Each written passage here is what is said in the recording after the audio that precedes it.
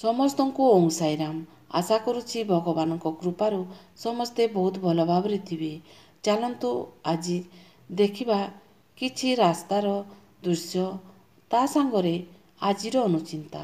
ଭିଡ଼ିଓକୁ ଶେଷ ପର୍ଯ୍ୟନ୍ତ ଦେଖନ୍ତୁ, ଶୁଣନ୍ତୁ। ଯଦି ପସନ୍ଦ ଆସିବ ତାହେଲେ ସବସ୍କ୍ରାଇବ୍କୁ ଟଚ୍ କରିକି ବେଲ୍ ଆଇକନ୍କୁ ଟଚ୍ କରିଦିଅନ୍ତୁ। ତାହେଲେ ଚାଲନ୍ତୁ ଶୁଣିବା ଆଜିର ଅନୁଚିନ୍ତାରେ କ'ଣ ସବୁ ଶୁଣିବାକୁ ମିଳିବ। ସତରେ ବଦଳିଗଲା ଯୁଗ। ଆଗକାଳରେ ଯେବେ କୁଆଡ଼େ ବାହାରକୁ ବାହାରୁଥିଲେ ବାପା ମା'ଙ୍କ ପାଦ ଛୁଇଁ ବାହାରକୁ ବାହାରୁଥିଲେ, ଆଉ ଏବେ ମୋବାଇଲ ଚାର୍ଜ କରି ବାହାରୁଛନ୍ତି। ବେଳେ ବେଳେ ମଣିଷ ଭଲ କି ଖରାପ ନିଜ ଗୁଣ ଯୋଗୁଁ ନୁହଁ, ବରଂ ଅନ୍ୟର ଆବଶ୍ୟକତା ଅନୁସାରେ ହୋଇଥାଏ। ଯାହାର ସେ ସ୍ୱାର୍ଥ ପୂରଣ କଲା ତା ପାଇଁ ସେ ଭଲ, ଆଉ ଯାହାର ସ୍ୱାର୍ଥ ପୂରଣ କରିପାରିଲା ନାହିଁ ତା ପାଇଁ ସେ ଖରାପ ହୋଇଥାଏ। ପାପ ବୁଝି ନାହିଁ ପୁଣ୍ୟର ମହତ୍ତ୍ୱ, ମିଛ ବୁଝି ନାହିଁ ସତ, ସ୍ୱାର୍ଥ ବୁଝି ନାହିଁ ତ୍ୟାଗର ମହତ୍ତ୍ୱ, କ୍ରୋଧ ବୁଝି ନାହିଁ ଶାନ୍ତ। ବଢ଼ୁଛି ଅଧର୍ମ ବିତ୍ତ, ଜାଣି ଶୁଣି ସର୍ବେ ମୃତ୍ୟୁକୁ ଡାକନ୍ତି, ନିଜେ ଖୋଲି ନିଜ ଗାତ। ସମ୍ପର୍କରେ ରାଗ ଅଭିମାନ ରହୁ, କିନ୍ତୁ ଅଭିମାନଟା ଯେପରି ଜିଦ୍ଦିର ରୂପ ନ ନେଉ। ସବୁ ସମ୍ପର୍କରେ ଆଦର ଏବଂ ସ୍ନେହ ରହୁ, କିନ୍ତୁ ସେସବୁ ଯେପରି କାହାକୁ ଅଣନିଃଶ୍ୱାସୀ ନ କରୁ। ସବୁ ଭଲ ପାଇବାରେ ଯତ୍ନ ରହୁ, କିନ୍ତୁ ଯତ୍ନଟା ଯେପରି କାହାକୁ ବୋଝ ନ ଲାଗୁ। ସବୁ ଭଲ ପାଇବା ହୃଦୟରୁ ରହୁ, କିନ୍ତୁ ଭଲ ପାଇବାରେ ଯେପରି ସନ୍ଦେହ ନ ରହୁ।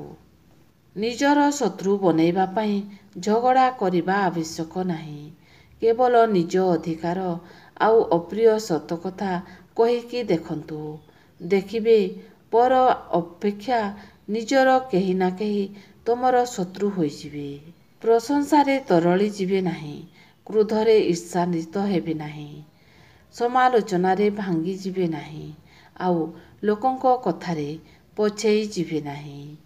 ଜୀବନରେ ଚାଲୁଥିବା ଖରାପ ସମୟର ଗୋଟେ ଭଲ ଗୁଣ ହେଉଛି, ଏହା ଦୁଃଖ ସିନା ଦିଏ, କିନ୍ତୁ ଏହାଦ୍ୱାରା କିଛି ଲୋକଙ୍କର ଅସଲ ଚେହେରା ଜଣା ପଡ଼ିଯାଇଥାଏ।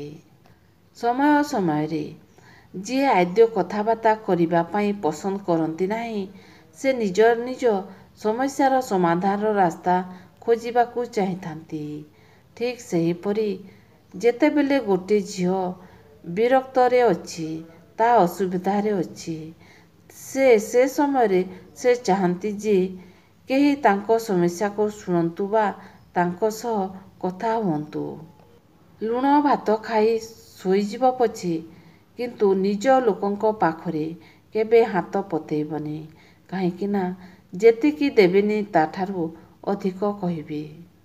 କଳା ଗୋରା, ସୁନ୍ଦର ଅସୁନ୍ଦର ମଣିଷର ପରିଚୟ ଦେଇ ନଥାଏ। ଦୁନିଆରେ ସୁନ୍ଦର ମଣିଷ ସେ ହୋଇଥାଏ, ଯିଏ ରାଗିଯିବା ପରେ ବି କେବଳ ଛୋଟିଆ ହସରେ ସବୁକିଛି ଭୁଲିଯାଏ। ପିଲାଦିନ ହିଁ ପ୍ରକୃତରେ ଭଲ ଥିଲା।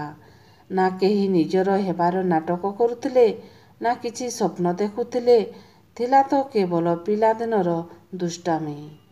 ଯିଏ ତୁମକୁ ବିଶ୍ୱାସ କରନ୍ତି ସେ କେବେ ବି ତୁମଠାରେ ପ୍ରମାଣ ଖୋଜିବ ନାହିଁ, ଆଉ ଯିଏ ତୁମକୁ ଅବିଶ୍ୱାସ କରେ ତୁମେ ତାକୁ ଯେତେ ପ୍ରମାଣ ଦେଲେ ବି ତାକୁ କିଛି ବି ଫରକ ପଡ଼ିବ ନାହିଁ। ଆଜି ଗୋଟିଏ ବଡ଼ ଶିକ୍ଷା ମିଳିଲା, ସମୟ ଆଉ ସାହାଯ୍ୟ ତାକୁ ଦିଅ ଯାହା ପାଖରେ ତୁମ ପାଇଁ ସମୟ ଥିବ। ଦରକାର ଥିଲେ ଠାକୁର ଭାବନ୍ତି, ଦରକାର ସରିଲେ କୁକୁର ବୋଲି ଭାବନ୍ତି। ଯେତେବେଳେ ଘରର ଦାୟିତ୍ୱ ମୁଣ୍ଡ ଉପରକୁ ଆସେ, ପରିବାରର ଖୁସି ପାଇଁ ନିଜ ଖୁସିର ବଳିଦାନ ଦେବାକୁ ପଡ଼େ। ଗୀତାରେ ଲେଖା ଅଛି, ତୁମ ପାଇଁ ଖରାପ ଚିନ୍ତା କେବଳ ସେ ହିଁ କରିବ ଯାହା ପାଇଁ ତୁମେ ଭଲ କରିଥାଅ। ମନ ଭିତରେ ଯେତେ ଦୁଃଖ ଥାଉ ପଛେ ମୁହଁରେ ହସ ଲାଗି ରହିଥାଉ, କାହିଁକି ନା ଆଜିର ଦୁନିଆରେ ଲୋକ ତୁମ ଦୁଃଖ ଆଉ ଦୁର୍ବଳତାର ଠିକଣା ଖୋଜି ବୁଲୁଥାନ୍ତି।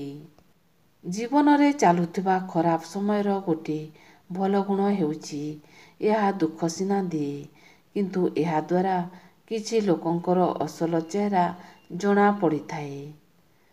ବନ୍ଧୁ ବହୁ କଷ୍ଟରେ ମିଳେ, କିନ୍ତୁ ଶତ୍ରୁ ହେବା ପାଇଁ ଗୋଟେ ସମୟ ବି ଲାଗିନାହିଁ।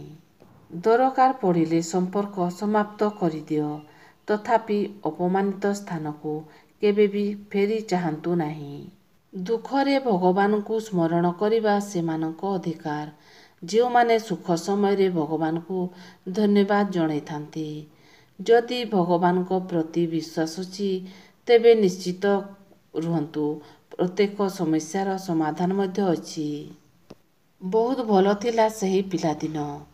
କୋଳ ଥିଲା ମା'ର, କାନ୍ଧ ଥିଲା ବାପାର। ନା ଚିନ୍ତା ଥିଲା ପଇସାର, ନା ଟେନସନ୍ ଥିଲା ଜୀବନର। ନା ଚିନ୍ତା ଥିଲା କାଲିର, ନା କିଛି ସ୍ୱପ୍ନ ଥିଲା ଭବିଷ୍ୟତର। ଏବେ ଖାଲି ଚିନ୍ତା ସେହି ଭବିଷ୍ୟତର, ଆଉ ଆଖିରେ ଭରି ରହିଥିବା କିଛି ସ୍ୱପ୍ନର।